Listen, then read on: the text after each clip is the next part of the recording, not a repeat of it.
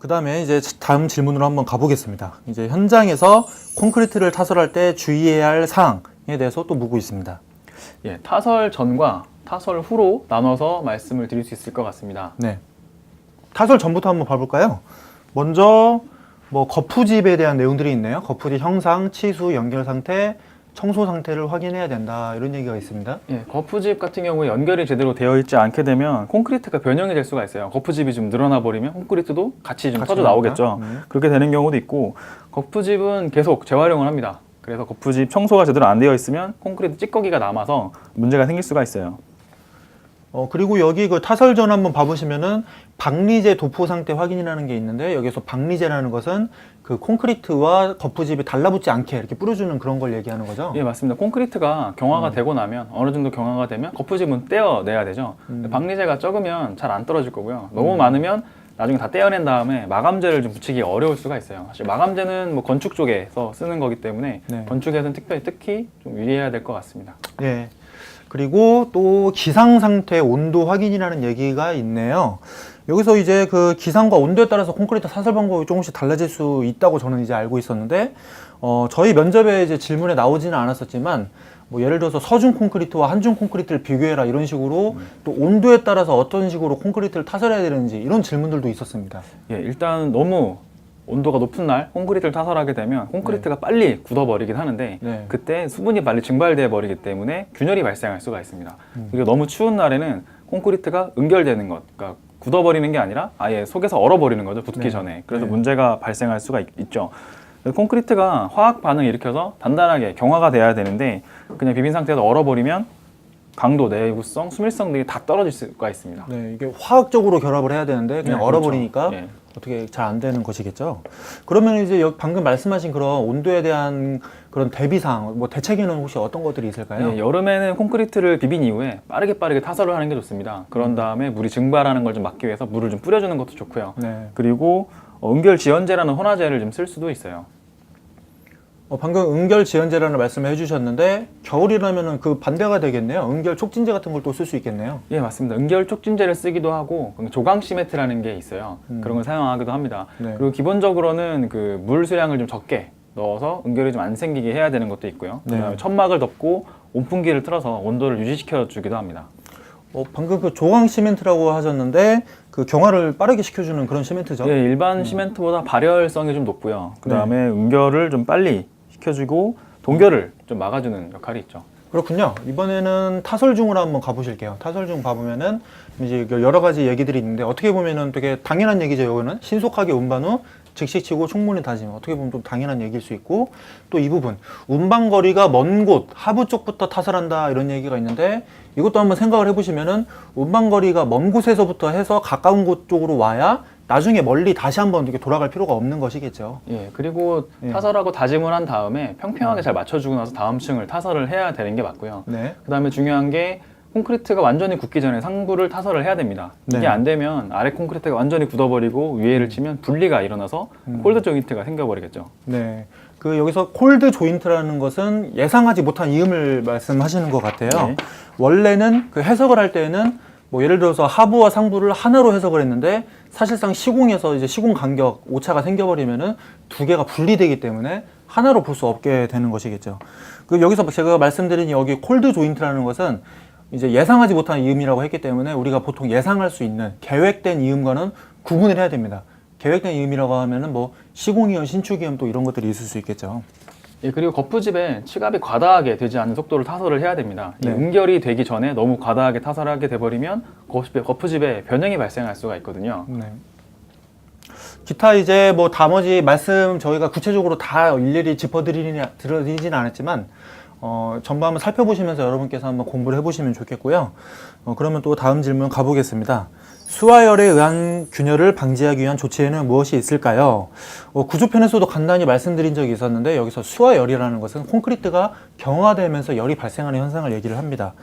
예를 들어서 이제 내부 온도는 점점 이제 열이 발생을 하고 있는데, 외부 온도는 이제 아직 열이 발생하지 않는, 그러니까 내부와 외부의 온도차가 발생을 하잖아요. 단면이 클수록 그 온도차가 심해지기 때문에 수화열에 의해서 균열이 발생할 수 있는 이러한 좀 치명적인 문제를 가지고 있다고 할 수 있습니다. 예, 방금 동원 씨도 콘크리트 단면이 클수록 수화열이 잘 발생한다고 하셨는데요. 네. 아무래도 내외부의 온도차가 큰 단면일수록 이런 수화열의 균열에 취약할 것 같아요. 이런 콘크리트 구조물을 매스 콘크리트라고 부릅니다. 예를 들어서 댐이라든지 아니면 교량의 하부 아니면 발전소처럼 구조가 큰 콘크리트 구조물에서 수화열 균열 문제가 많이 발생하고 있습니다.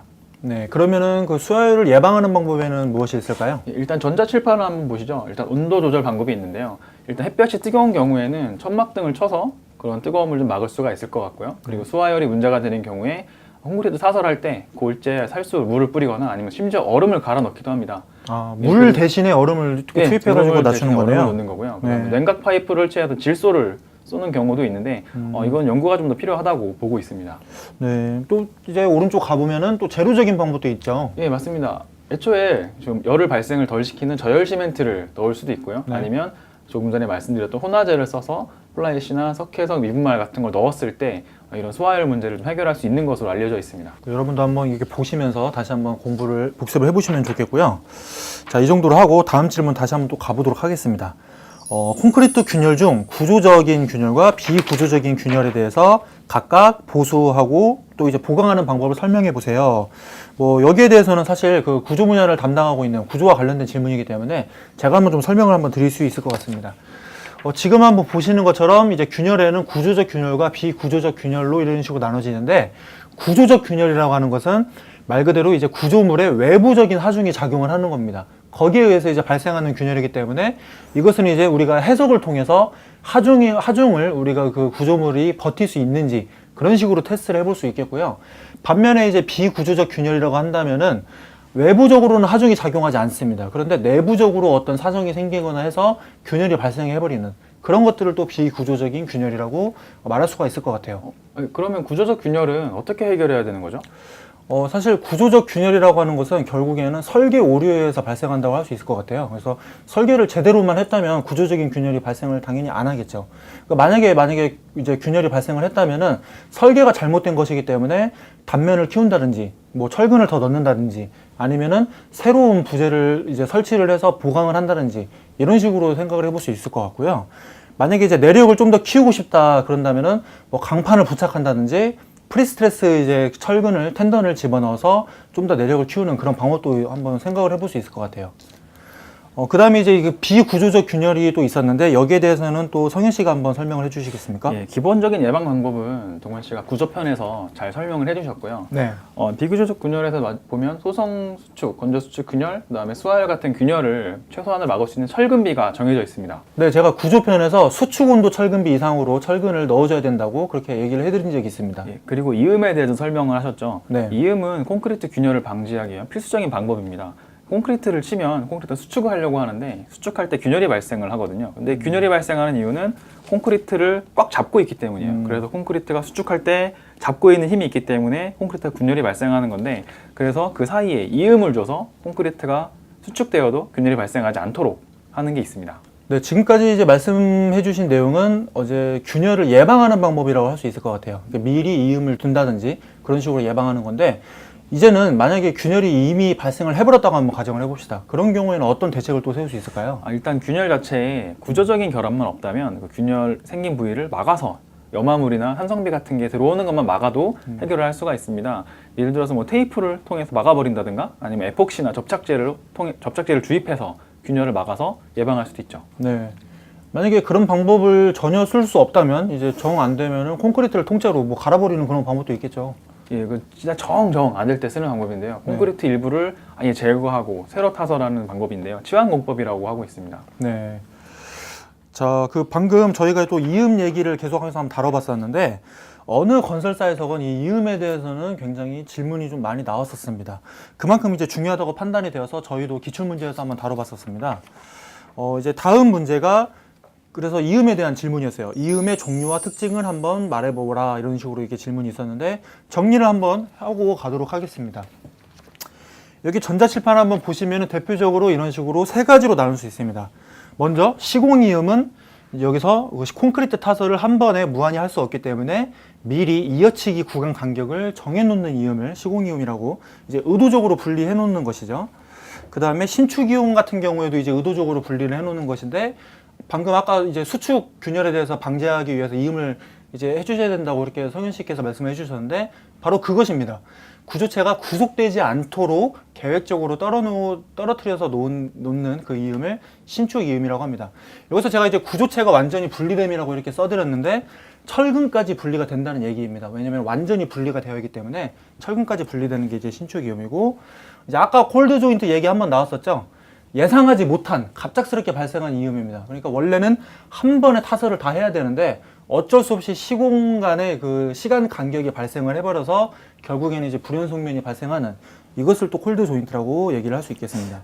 네, 즉 콜드 조인트가 생기지 않게 하기 위해서 이음을 한다라고 볼 수도 있고요. 네. 그리고 한번 첨언을 하자면 구조체를 완전히 분리한다고 하셨는데 네. 수축 이음이라고 해서 철근은 그대로 연결된 채로 콘크리트만 분할해서 치는 이음도 있습니다. 아, 수축 이음이요? 예. 역시 굉장히 시공 전문가다우시네요. 예, 전문가다운 대본을 보고 제가 네. 답변을 드렸습니다. 예. 역시 그 전문가인데다가 솔직하기까지 한 굉장히 훌륭하신 분인 것 같습니다.